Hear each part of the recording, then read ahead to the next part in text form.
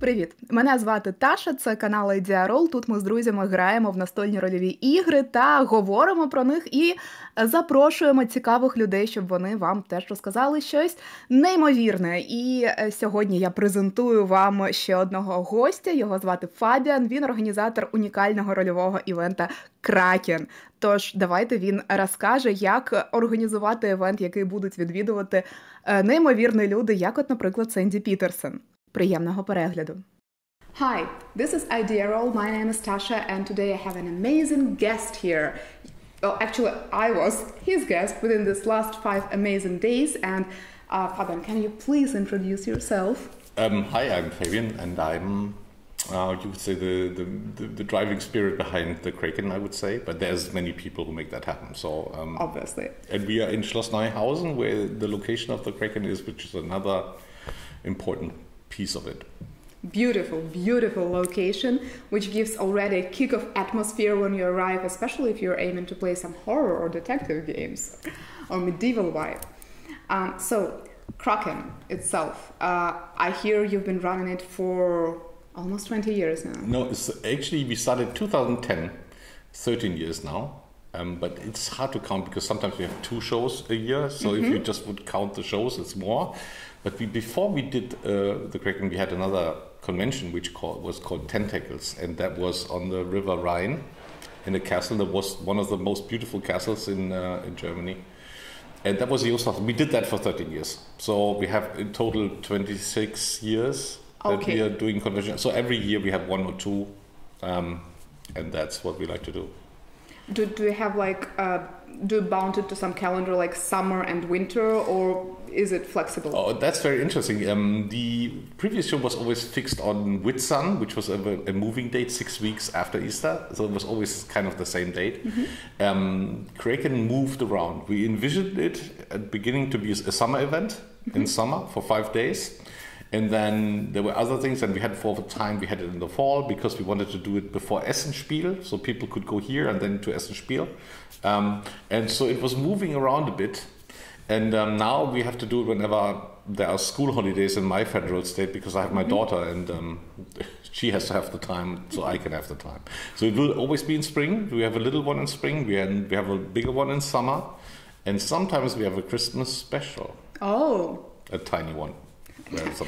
Talking about tiny or large events, this is more like a cozy, almost family get-together. What was the biggest and the smallest amount of people you had approximately? Here we had I think one time we had about 80 people, which turned out to be quite a lot because the constraints here for the convention size is mostly the kitchen. So for how many people can you cook? And so it's very interesting. There are 2 worlds. There's the convention world where we organize everything that happens here, the events, the fun and all that. But there's also the world of the Schloss where they have to cook. How many space is there in the kitchen? How many pots can you put on the stove? How many food can you put in the steamer? So there's always a limit to how many people can be fed to the quality the Schloss wants to serve the food, because we don't decide. We don't know what they cook. It's always a surprise to us. We don't know what's available every day. In the beginning, we wanted to know, but then we said no. We decide what is available. So it's limited by that, and it's limited by the rooms because if you want to have people, they used to do weddings, so they have this idea of a high quality events, high quality food and comfort, and gamers are not that needy. So the both worlds came closer together, but we also have to make concessions in the size of numbers of people who can be here. So you said it was 80 to 45. And if you count the little events, the Christmas event was 15 people. I thought I heard someone say that once it was 150. Oh, that was the previous event. The tentacle. That was the highest amount of people we had was about 180, 190. Okay. But still small for a convention. How many people were here this time? 64. 64. Good number. It was. Did you feel it was empty? It was pretty full, wasn't it? It was full. Intensive. People spent a lot of time. The secret is that people, we always had this idea. But I mean, this idea for this event came out of the other show. The other show was a lot of people. And we said, we spent so much time. Then it's only 3 days and we are very tired. And then we didn't have the chance to speak to everybody. And everybody is tired and has to go home. I said, it would be better if we had the time to just sit, like doing an interview, and talk, and game, and sleep. And for that, you need a different venue. You need a different concept. You need a different place. You need more space. To me, the biggest luxury is that we have these big rooms, and you can play in these big rooms and have one game. Yes, so it's really numbers. We're not worried about the number of people. We are interested in having the fantastic creative people coming and people who do things, you know, and bring joy and bring fun and sweets like you. You know, you're a great addition. Thank you. And so that's always what we look for, to make something happen, you know. Okay, can you say that Kraken is a more or less closed event, or is it open to everyone? There is some interviewing process? No, not at all. I mean, I understand, this is a misconception, because you come here and you think, how do I get here? Imposter syndrome. I think everybody who comes here has an imposter syndrome. It's like, do I deserve to be here? So beautiful, everybody's so nice. No, actually, we are very open. It was always the idea, because we tried to promote chaosium games, Cthulhu, Glorantha, RuneQuest, and there were not a lot of people in Germany who played those games. So we always said, you know, if you want to come. You still have, I mean, you're the best example. You know, I get a message out of nowhere and said, who are you? How do you know about the show? And then, you know, said, let's make this happen. We want to have new people. We want to get to know new people. At the same time, we also want people to come back. So sometimes people on the internet, on Twitter, or, I mean, it's not called Twitter anymore, but who cares? They say, it's on my bucket list. You know, the Americans say it's on my bucket list. Before I die, I want to be there one time. And I always say, no, you want to come back. I want to see you again next year. So it's a mix. It seems like it's clear, but it's not. I mean, just, you know, I think that the secret is you have to get the newsletter. That's the first step. So everybody who comes here has to go through a quest, you know. So the quest is to have to find out about it. Then you have to get the information. So you have to find out to get the newsletter. Then you have to contact us, you know. Then you have to have the courage to sign up. And then you have to do all these things necessary to come here. And then you have to go to Germany, of all places. You have to go to the most remote place in Germany, and you have to get there. So that always filters out a lot of people, you know. And then you have to, you know, and in the end, we end up with having lovely people like you around. And you fit that in, and you feel like, oh, yeah, I feel like I'm coming, you know, home to something. You know what I mean? The feeling. I know. I can tell. It's a very common experience that people have. You know, they come here and think, I feel like I've found people that I've, you know, and if you come back, you will realize it just gets stronger, that feeling, you know, because you've seen the people. I can only imagine, but I hope I will get to actually feel it. Well, we can work on that. Coming back to the idea, so when you started, not necessarily Kraken, but the Tentacles event, initially you said that you wanted to introduce people to chaosium games. So was it initially more like friends and family get together, or were you working on getting certain people to the event? We had in Germany we have a system of organizing social events, for example. If you want to be protected by law, if you want to have some credibility to do things, if you want to make things, it's called Verein, which means club. To form a club, but it has a legal framework. So we founded a club for friends and fans of Glorantha. We called it RuneQuest Gesellschaft. So people everywhere in Germany could sign up.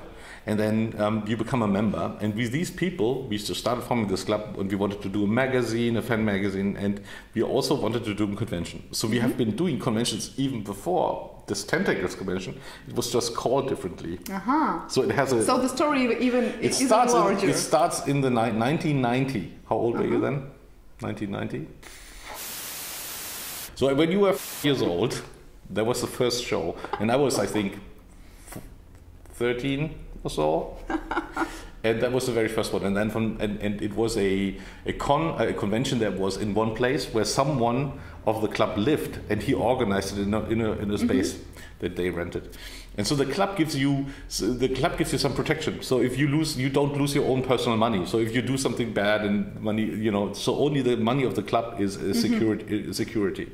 So that's, you have a little organization, and then the word spreads. And in the time there was no internet, we just advertised. We had little leaflets. They went to conventions, and that's how I found out about them. And it was focused on RuneQuest, Glorantha, in Chaosium. And I mean, Cthulhu was always a staple. It was always there, you know, it was always the game that was, you know, connecting even more people with each other. And but that became the thriving, you know, a focus. We are always very focused on these games in the past. Now we are focused on quality gaming more. So all the games, I mean, it's a bigger and wider range. Like the Vaesen role-playing game, for example, is super popular. People like the design, they like the idea behind it and the mix of things in it. But what happened is we found quality people, we found quality GMs, and we realized there is a lot of creativity in these people who play these games, and you can create an event with these people. You know, you can have them, if they attend, they run fantastic games. That is very true. But so, how do you get Sandy Peterson to attend your event? He must have heard from somewhere, or did you reach out directly? Yes, well, it's a good question. So the way there's a secret. There's a secret I will tell you how to do that. Actually, just me and the rest of the internet. We will. You can cut this out. So the way we got Sandy Peterson to attend was, everybody heard about this event we were running, and it was a Chaosium event, and so the circle was pretty small actually worldwide. So there was a connection between the people. One person knew another person, and they knew another person. So we were doing, so the way Sandy Peterson explained what happened was, so what we did, in Glorantha, in this gaming world, there are trolls, and the trolls play a very weird game. They play troll ball, which is like football. You know, they play it with a little trollkin as a ball. It is a very brutal game. They run around and hit each other with clubs. It's like American football. It's a bit of a joke. But we did that. We played that as a LARP with inflatable weapon and water bombs, and we did that really, and everybody had a water bomb, and we played it. It was a little bit madness on Sunday.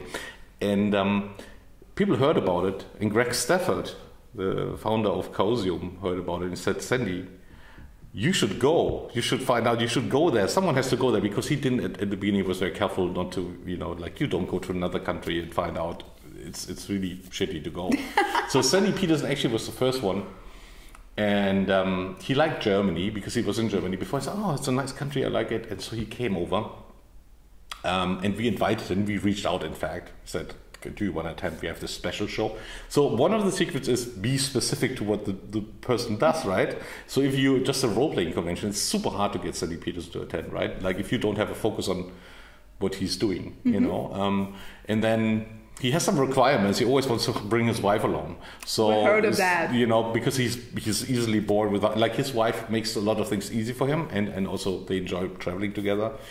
And that's another requirement. But it was word of mouth. And what happened was Sandy Peterson appeared, and I was 19 years old. And Sandy, over time, became my uncle. You know, he became. I'm part of the family in some way, so I know them well privately. And so Sandy Peterson is a little bit of unique, but he's super happy to go to places.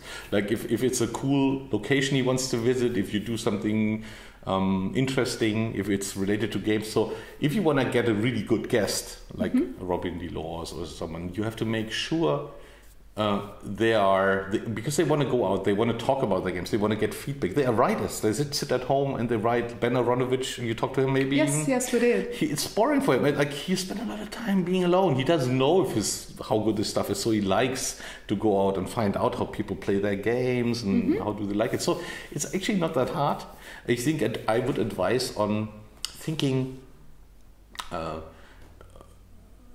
about, if you were him and you come to a different country, what does he need? What do the people need? They need someone to look after them. They need someone to explain things. It's not like you fly a guest in and, I don't want to be in his way. You know, he needs to be in his hotel. He needs to have someone, you know, I need to have someone dedicated to just him. No, make it a boss. It's my job to make sure they're well. And I always pack them in my car. They have to do everything I have to do. You know, I make sure they have food. I make sure they have entertainment. they explained where they are, what they do. So make it it's a top level job to take care of the bears, and they like it. I mean, I've we had Ben Aronovich was here, which is very cool this year. As a bestseller author, we had Robin DeLaws, and he would have been here if he would not have COVID. Apparently, this is still a thing in Europe. It is a theme in America, in Gen Con, Sandy Peterson. So you get all these people talk, and then the word gets out. And if they know, they come here and they will be picked up at the airport, and someone looks after them and explains some things and shows them around. They like that. They like you and me. And so if you go somewhere you don't know anyone, like you would be happy if they would be there and take care of you. I think that's that's super important, and that information goes around. So because sometimes they ask each other, how was your experience? Oh, it was fantastic. Ropicon, for example, does it very well in Finland. Everybody who is at Ropicon, they have a super guest program, and the guests feel super welcome and super well treated. Greg Stafford was there. He even did the event where they get naked. Oh no! And wrestle. Seaman wrestling, so it's basically a wrestling game where you just use your hands. And Greg Stafford did that, but he was always up for any kind of weird thing. And so people like to be engaged. They don't like to be bored, Yeah, very true. If we're talking about convention today, when you say convention, you think about a bunch of different stuff people get to do when they get together. How would you characterize it now? Is it more about role-playing games? Is it about more board games, or people getting together, or something else? A bit of everything? No, I can explain it. I think I spent a lot of time thinking about it. So I think in my history, when I was experiencing role-playing games, I fell in love with conventions before I fell in love with role-playing games. I mean, I understood, I thought, oh, role-playing games are super cool. What is that? But before I could figure out how to really play them, because I was 13 and 14, I was at a local convention and I fell in love with the idea. Everybody here is interested in the same thing. Look, they do these miniatures game. They play a civilization over there, and they do this and they paint things. And so I said, oh, this is fantastic. People come together. So I think that the idea, but I always thought, why is that? Especially if you've run conventions for a long time in a youth hostel, you do realize a couple of things. And people are so focused on the games, they forget about everything else. They forget to shower, they forget to sleep, they forget to eat, they forget to take in the atmosphere, they forget to talk to people. They always just focus on games. But it's because it's the DNA, right? I mean, if you look at, there's a fantastic book that came out about Gen Con turning 50 a while back that Robin Laws wrote. And there's a fantastic picture. So if you organize convention, get that book. It's really interesting. And you turn the first page, and there's like, I think, a couple of photos from the very, very first role-playing convention ever, which is the first Gen Con, right? They had board game conventions before, but so they had an idea about gaming. But what you see is teenage boys playing a game with airplanes on the floor of this hall in Geneva, Lake Geneva. And you go, look, this is so funny. That's the DNA. That's that's the core experience. Just being somewhere with friends and playing games, no matter what. No food, no sleeping, and it's in the DNA. So what we are doing, we're reprogramming it. It's like games can be cool. Gaming can be cool. It doesn't have to be super. I think we are a little bit avant-garde. Now other conventions do it as well. They try to have comfort. They try to have this and that. But we are also adding social atmosphere. So we do a lot of there's a lot of invisible things we do that you only see the effects of. We do these badges. Sometimes people have a funny badge that says something weird. I've seen a number of funny badges. Like, what would that mean? Right, and so we always do little things and do interactions so people get to know each other, and we have cultural things that we do, things that we always do, and we add new things. So there's a lot. It's a creative endeavor. So it's not about the games. The games is what brings people together, and you want to give the GMs or the people who run games a good opportunity to do their creative thing. You don't interfere with them. You don't say do this, do that. Don't interfere with the GMs. To just set some ground rules, like these are the games we like to run. These are the things we're looking for. We want that. We don't really like to have this. You can make choices. You have to create a a very focused event. Like people know like a product, like shoe polish. People say, "Oh, this is shoe polish. This is a burger. So you make the convention have to be very clear what it is. So people go, "Oh, I want to do this." Yeah. Mm-hmm. Don't say you can do everything. You will never find, because you also want to get the right people. You want the people with the same interests, and that's why Cthulhu is really good. But it branches out. Actually, Cthulhu is about quality gaming, and then you can find all these other things that derive from it. Everything that has horror in it is not so far away from Cthulhu. True. And so I think to me, what's more interesting is, what else is happening, basically because I don't get to game much. That was my next question. Did you get to game? Yes, I played 3 role-playing games. Wow. It's kind of a record for me, I think, this time, because that's my goal. Get more sleep and play more games is my agenda. And also keeping all of this event continuing. Yes, and it's not that hard, really.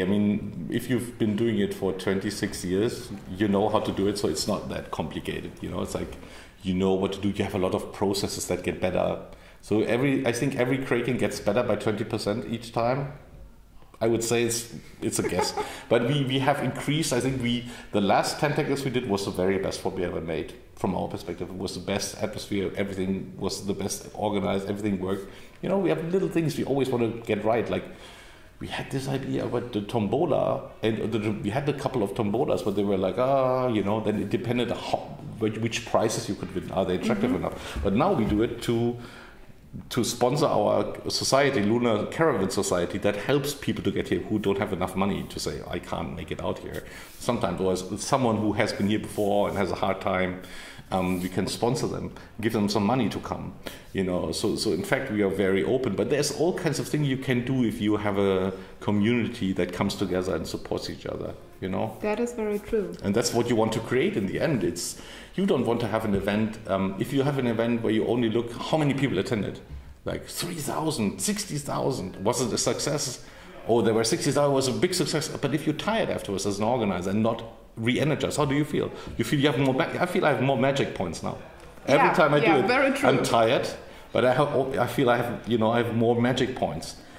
I know the first day I arrived, I was already exhausted after all of the long traveling, and I said, man, there are like 4 or 5 days more ahead. How am I gonna fit? And then the next day, after first few games and everything, and communicate, I was like, I want to do more of this. Exactly. Couldn't sleep. Yeah, well, that's what you have to work on. You need to get more sleep, but it's more magic, and you regain sanity. It's definitely. Like, you go, oh, cool, now I have more power. I can go back, and you level up. Every year after Kraken, I'm tired, but I level up. And that's what it's about, the games are, it could be something else, but the games are really creative. Another way of making people aware what they're doing, somehow we discovered that you can describe a game very simply to someone else by saying, I was. Yes. And you play the game and say, I was this, very briefly, like I played a board game where I played a faction. I said I was the Lunar Empire and I got defeated by just a brief side, but that helps me to understand what I did. In fact, you go into a role and you play that role and you can describe a little bit of your gaming experience and share it, and so people will get to know what are they talking about. I was, and that shows everybody the fun you can have at a convention. I think getting everybody to collaborate and continue and help a little bit, and it's a community event, and that makes it really cool. The success is not the amount of money.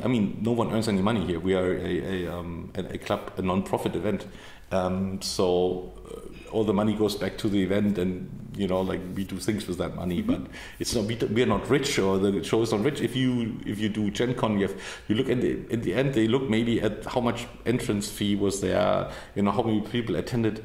But people who tend to organize conventions get burned out because they don't feel gratified, because they even if everybody comes to them and say thank you very much for running, it will not be the same, because they might feel empty, because they often hear that they burn out because they don't fulfill their own dreams and their own goals, because you have a goal coming here, I have a goal having everybody here. To me it's family, to me it's a big party, it's something magical in my life to create. And I think it depends how what your philosophy is about gaming events. If you just do it to get people, if you do it to become famous, don't do something else, become a pop star. If you do it to get rich, do something else because there's no money in it. If you want to do it because you want to have people come together and have a good time, and create a circle of friends or create a community, then try to do it. But that's the focus, I think every time, I have a very good example. I have very dear friends from France. We have people all over Europe. Now we have Eastern European people here. You're the first one who came from Eastern Europe. Really, I mean, we had never had someone from Poland or beyond Poland even, and that's very close. Poland is just across the border. But we had friends from France, and they came to Germany. It was very rare, the first French people who came to Germany. And they said, oh, I think I want to do something like you. What are you doing? And I said, oh, cool. So I spent a holiday in France. I visited and we talked one evening or 2 evenings about what they should do. And I gave them advice, what can you do? What should you do? And so on and so on. And I talked a long time. I thought, let's see what happens. Like if there's something that they can help. And they did, and they started to do an amazing show. And I went to that show and I enjoyed it a lot. It was very similar to what we did, but it was theirs. And they did add their ideas. They had made little sandwiches that had names, Oh. The chimériade en France. And it was really funny. It was also in a castle, and it was really many similar things, but it had only the same spirit. It was a different creature. It wasn't a copy of what we did, but it was something they filled with their own life. They cooked. And so I could go to a convention I would like to go to. I organize this because this is a convention I would love to go to, but it doesn't exist, so I have to make it happen. Like Sunny designs this game. He always likes, oh, wouldn't it be cool if I could play this game? It doesn't exist, so I have to create it. Yeah, that's exactly what we already talked about. Yeah, so he's not ego.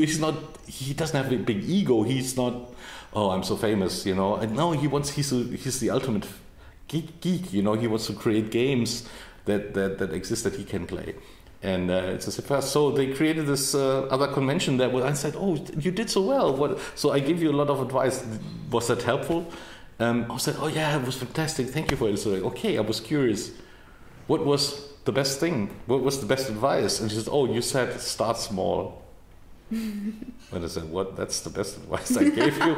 But yes, because the problem was they had all these examples of successful conventions, and there are different ones as well with the same idea in England, in America now. Also for Chaosium games, there's Chaosium Con now in America, which is cool that Chaosium does its own con. But the thing is, you see that and you think, okay, I have to make this. I need, what do I need? 100 people, 200 people? You don't get a 200 people convention when you start. Mm-hmm. Start with 30. Get 5 people together. Do 15. Do 20. And then create it, mold it. If you have 100 people at your first convention, you will be overwhelmed. There's so many things, Start creating something with 15, 20, build your chops. And that's what they did. They started with 50. And in the end, I think they had even 200 people or so. But with a very specific and narrow interest. I think a Cthulhu convention with over 1,000 people is not going to work, unless it's in Japan. Very true. So maybe one day there will be an idearoll convention, and then I'll come to you for advice. You will be very happy. Let us know in the comments if you would like that. You mentioned you have children. Do they play board games or role-playing games? You have to be... Are they too young for that yet? My daughter is too young for really role-playing games, but she's interested in them. So they see what she's interested in is painting miniatures. She started doing that a little bit, and I'm not pressuring them, her to play games or anything. But she likes board games. She likes playing card games. And I let her discover if she likes it or not. I mean, she comes here because she likes to be with me, and this place is cool, and she has a friend here and stuff. But I think she liked character sheets. So in one of Gary's games, she like, oh, Daddy, do you think I can have one of the character sheets? And I asked GM Gary, can you have? And he gave her one, and she really treasured that. And then Gary thought, oh, she liked it. So maybe I make one character that has her face, and I take a picture. And so he created a character sheet for her. And I showed it to her. Look, Gary made this. Do you like this? And she was like hesitant. She looked at it. She's like, oh, you don't like that, Gary? I put a lot of effort. No, but I like the other characters as well. Better. She wanted to be someone else. She doesn't want it to be her. She wanted to be the other. You know, so I think she gets the concept of imagining. Right, someone else, and likes playing someone else, and that's interesting because I think the kids like to role play. They always says, and it also boosts imagination. Yeah, which is like a big thing, especially when you're younger. You look at the children. She looks at children books and says, "I'm that one. I'm that one. I'm that one." To imagine how it would be like to be that person. That is also very interesting experience when you see some people bring kids, including like the small ones, and they actually get along amazingly well here, despite the fact that there's probably not very many kids attractions. Yeah, that's an interesting topic. It's a debate between how much children you can have. So actually, I think it's an adult event, but sometimes people have children and they have to bring them. But overall, you have to be careful with children to distract too much of the game. It's kids friendly, but you have to be also keep in mind that they need someone to look after them. So you can't be in games all the time. Also, kids have different needs. So there's a philosophy, the convention that when we stopped doing tentacles, there were people who wanted to continue doing a convention there, and they continued doing a convention. And they are very children-friendly, which I find amazing, because they have all these families going there and having the kids have their own program, the kids play their freeforms. But it's a very, very different convention, you know, because then you can't have that focus on the events and what people are interested in. So this would not work with 30 children here. So, you know, if we only have like 60 adults. Yeah. So you would have at least 15 adults looking after their kids. And so that would take a lot away. True. Thank you so much for your time and effort for organizing this amazing event and finding time to talk to us. Is there anything you would like to tell to our Ukrainian viewers who's going to watch us? I'm very, I hope Ukraine will prevail, and I hope more people from Ukraine will be able to come to Western Europe, and your country will be whole and prosperous very soon. And it was an absolute pleasure to have you here. And your job is to come back. Got it. You know, very easily. Me now being a brand new fellow Krakeneer. You're a Krakeneer. Welcome to the club. Maybe don't take it too seriously. We just, try to have a good time. We don't take it too seriously, but we do have cool hats and cool statuses online. So thank you for watching, and see you around the gaming table.